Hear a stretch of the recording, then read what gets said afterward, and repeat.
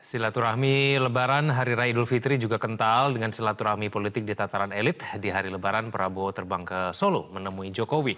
Capres Ganjar juga semakin lengket berada di sisi Jokowi. Tentu saja silaturahmi itu bukan sekedar basa-basi dan pastilah ada muatan esensi. Setelah PDIP mencapreskan Ganjar, seperti apa dramaturgi penentuan bakal calon pendamping untuk 3 bakal capres dan apa kabar dengan realisasi koalisi besar?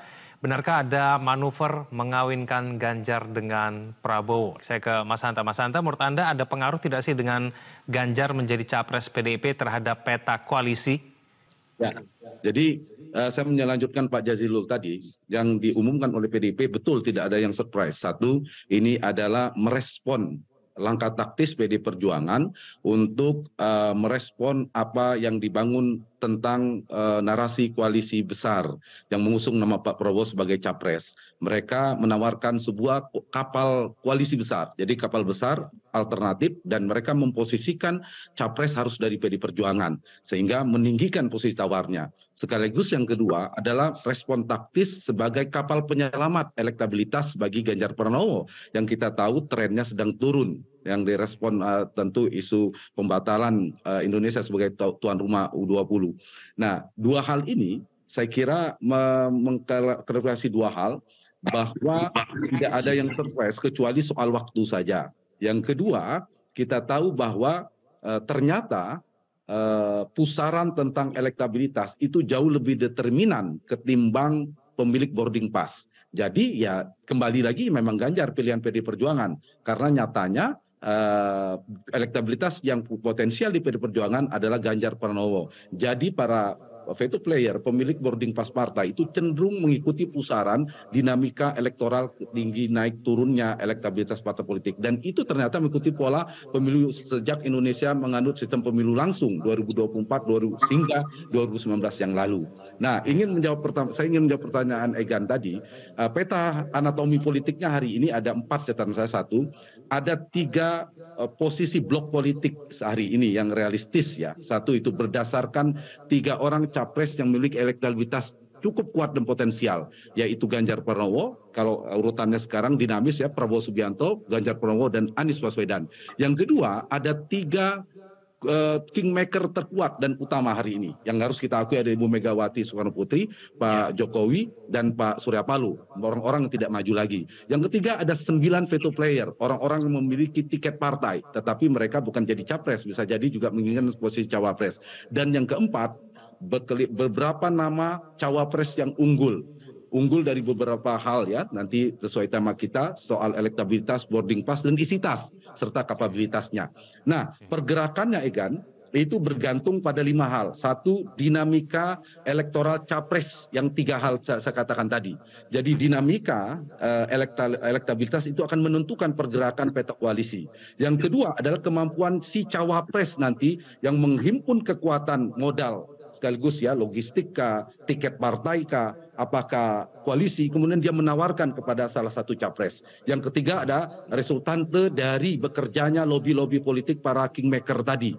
Mereka ingin menginginkan 2 blok, siapa memasangkan dia siapa. Yang keempat adalah faktor kalkulasi partai-partai terkait kotel efek, dia ingin memenangkan partainya dapat apa. Dan yang terakhir adalah posisinya ini, saya ingin jawab, posisi politik, keputusan politik dari Pak Prabowo Subianto. Apakah tetap dengan posisi capres atau kemudian seperti yang kita bahas hari ini merubahnya, merevisinya dengan menjadi posisi cawapres. Kalau saya lihat hari ini tendensinya masih kuat sebagai capres ya, apalagi hari ini elektabilitas Pak Prabowo melampaui Ganjar Pranowo, realitasnya terakhir dari data-data survei. Kemudian kita tahu Pak Prabowo juga sekarang ini posisinya masih kokoh, elektabilitasnya cukup potensial, dan Prabowo sekarang menurut saya momentumnya lebih besar, potensi untuk menangnya besar, apalagi Gerindra juga elektabilitasnya trennya sedang naik.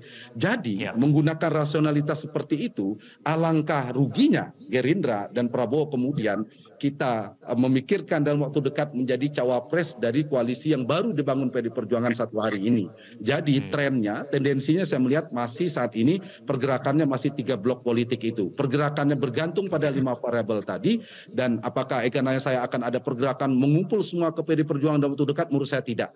Mungkin ada faktor partai yang dekat dengan PDIP, tidak punya figur, mungkin akan bergabung. Tapi apakah akan terbentuk koalisi besar? Tidak ada jaminan.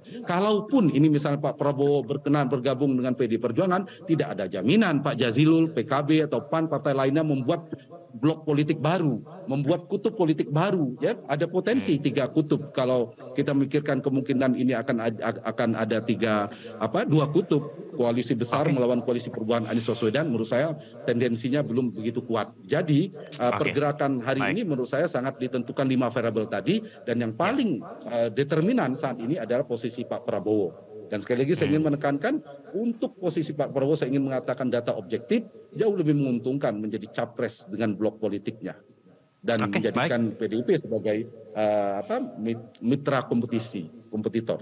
Mas Hanta, apakah memang betul koalisi besar sebetulnya sudah tidak relevan lagi, Mas Hanta? Iya, karena kalau kita lihat dari blok koalisinya kan ada 4 sekarang potensinya. PDIP sudah sendiri dengan golden ticketnya. Yang kedua tadi koalisi Indonesia KIR, Gerindra dan PKB. Yang ketiga adalah koalisi Indonesia Bersatu atau KIB, dan 1 koalisi perubahan. Nah, dari 4 ini makna besar itu, mungkin yang dimaknain besar itu disamain dulu persepsinya, adalah kalau PDIP bergabung dengan KIB, bergabung dengan KIR gitu Pak Jazilul, Mas Habib ya. Nah, kalau menggabungkan 3 kekuatan ini menurut saya tidak mudah. Banyak sekali variabelnya, dinamikanya sangat kencang. Tapi realitasnya bisa 4 hari ini. Tapi yang mungkin kalau misalnya sekarang PDIP sudah dengan Ganjarnya, perubahan dengan Anies Baswedan, kemudian KIR ada Pak Prabowo, maka pertanyaannya sekarang ada KIB, bisa kemana? Apakah bergabung ke PD Perjuangan atau ke Kebangkitan Indonesia Raya, atau melebar kemana-mana, melebur kira-kira gitu, mecah kemana-mana. Nah, inilah yang saya kira koalisi besar yang diistilahkan ini menurut saya bukan tidak relevan, tapi sesuatu yang sulit terrealisasi dalam waktu dekat. Tapi kita tidak tahu nanti di penghujung seperti apa. Nah, apalagi sekarang, kemarin ada 3 koalisi, ditambah sekarang PD Perjuangan, dia punya magnet juga sekarang, Egan. Magnetnya apa? Partainya sendiri, karena partai itu bisa maju sendiri, dia punya magnet tersendiri sebagai partai terbesar. Yang kedua adalah Ganjar sebagai pemilik elektabilitas yang cukup kuat di antara 3 itu, 1 di antara 3, maka itu menjadi magnet bagi PD Perjuangan. Jadi pusaran gaya politik sentripetal istilahnya memusar ke dalamnya, daya tariknya juga kuat. Nah, variabel ini tadi seperti saya katakan ada 5 variabel yang sangat menentukan. Sekarang dinamikanya di cawapres yang mungkin paling dinamis, Egan. Semua punya nama. Oke, Gerindra dengan capresnya, kita asumsikan Prabowo sebagai capres, kemudian PD Perjuangan sudah punya capres, dan kita tidak ganggu dari koalisi perubahan karena sudah punya capres. Nah, yang lain-lain ini kan punya nama semua. Tadi kita urut saja dari yang disebutkan oleh Pak Jokowi sebagai cawapres. 1, Erick Thohir, itu bawa Partai Amanat Nasional. Yang disebut nomor 2 ada Sandiaga Uno, sekarang lebih lengket dengan P3. Kemudian disebut nomor 3 itu Pak Mahfud ya. Kemudian yang keempat Pak Ridwan Kamil. Baru Caimin, Pak Caimin, Gus Muhaimin punya PKB. Nomor 6 disebut tadi nama Pak Airlangga. Ada Golkar. Jadi semuanya P3 dengan Sandi, Erik dengan PAN, Airlangga dengan Golkar, Pak Muhaimin dengan PKB-nya, AHY bahkan dengan Demokratnya. Semua membawa koalisi besar. Kalau bisa paket 2 capres dengan 5 cawapres bisa terjadi Pak Jazilul ya, besok tinggal deklarasi, yaitu 2 capres, 5 cawapresnya. Realitasnya sekarang ada 2 capres kuat, namanya Ganjar dan Prabowo Subianto. Kemudian punya cawapres banyak. Pak Jokowi pun menyebut tadi ada 7 nama. Ini kemudian kita akan mengatakan koalisi besar terbentuk dalam waktu dekat, seminggu depan. Saya kira lika-liku dinamika politiknya sangat besar, dan potensi untuk terbentuknya 3 kutub politik menurut saya cukup besar. Kendati pun asumsi kita misalnya Pak Prabowo mau jadi cawapres misalnya, tidak ada jaminan terbentuk koalisi besar. Bisa jadi Pak Jazilul kecewa membuat kutub politik baru Pak Jazilul ya. Jadi saya kira koalisi besar itu ya faktor yang sangat menentukan selain tadi Pak Prabowo. Yang kedua, kekuatan bagaimana resultantenya, hasil kerja dari seorang kingmaker. Yang kita baca dari sini kingmakernya ada Pak Jokowi kan, salah satu yang sangat menentukan, dan dalam waktu dekat menurut saya sulit untuk terrealisasi. Di saat yang sama realitasnya dinamika elektabilitas capres ini kan dinamis ya, berubah. Kita lihat Ganjar di atas, sekarang Pak Prabowo, itu dinamis itu. Nah, faktor cawapres hari ini sangat menentukan variabelnya. Cawapres yang mana? Menurut saya, Igan, saya sedikit lagi, ada cawapres yang kontributif secara elektoral akan dipertimbangkan oleh seorang capres nanti yang akan menopang kemenangannya. Jadi dilihat kekuatan elektabilitasnya. Yang kedua, cawapres yang bisa membawa tiket partai. Jadi satu elektabilitas, yang kedua boarding pass, dia membawa kelompok-kelompok partai untuk membangun koalisi. Yang ketiga adalah isi tas, logistik yang lupa. Itu juga faktor penting cawapres. Orang-orang seperti Erick Thohir dan Sandiaga Uno yang punya logistik cukup kuat, menurut saya akan menjadi salah satu faktor primadona.